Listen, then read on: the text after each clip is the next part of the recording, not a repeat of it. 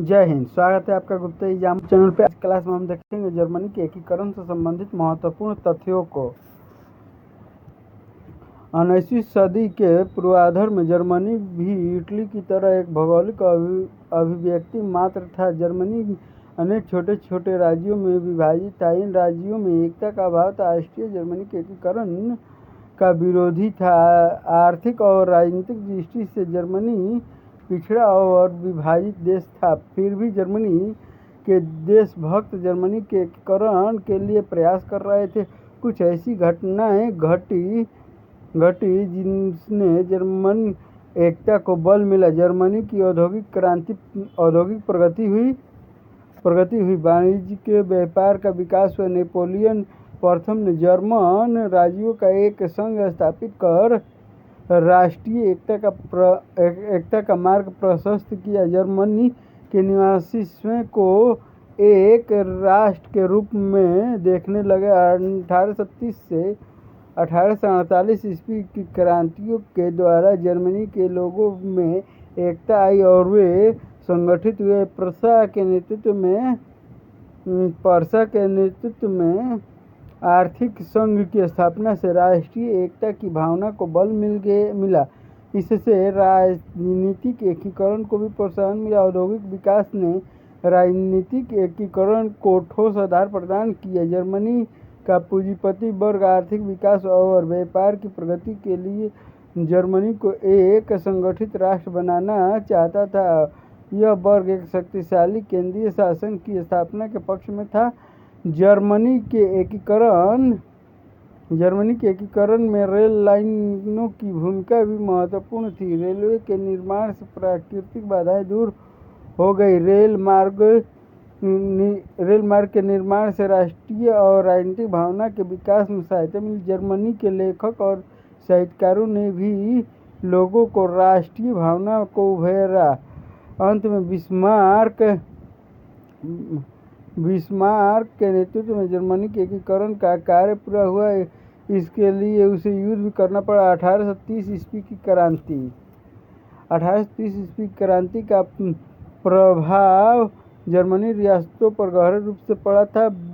ब्रुंसविक, his, Hanover, Saxony, Bavaria और न्यूरबर्ग के शासकों ने 1815 ईस्वी का संविधान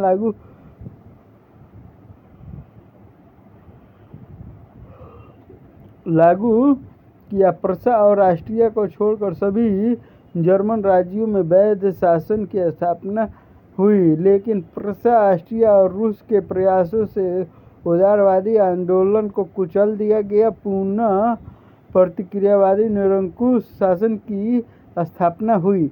जर्मन राज्य परिषद ने आंदोलन को दबाने के लिए अनेक कठोर कानून बनाए। सभा के आयोजन और भाषण पर कठोर प्रतिबंध लगाया। विश्वविद्यालय पर नियंत्रण कायम किया। विद्यार्थी संघ को अवैध घोषित किया गया। राष्ट्रीयता के प्रचारों और उदार शासन की मांग करने वालों को कठोर दंड दिया जाता था। लेकिन प्रतिक्रियावादी की यह विजय क्षणिक थी। थोड़े समय के लिए राष्ट्रीयता की लहर दब गई थी, लेकिन जर्मनी के निवासी राष्ट्रीयता से प्रभावित हो चुके थे। उनमें क्रांति की आग धीरे धीरे सुलग रही थी।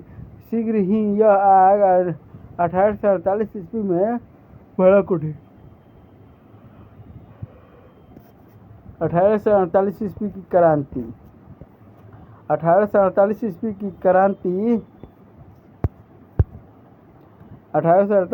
क्रांति से जर्मनी के एकीकरण में परोक्ष रूप से सहायता मिली। 1848 ईस्वी की क्रांति ने ऑस्ट्रिया में निरंकुश शासन का एक प्रकार से अंत कर दिया। मेटरनिख का पतन हुआ। वे जर्मनी के एकीकरण का प्रबल शत्रु था। वियना के देशभक्तों की विजय से जर्मनी के देशभक्त प्रोत्साहित हुए। प्रस, बवेरिया, सैक्सोनी, बादेन आदि राज्यों के निवासियों ने निरंकुश शासकों के विरुद्ध विद्रोह कर दिया। शासकों को उदार संविधान लागू करने के लिए बाध्य किया गया।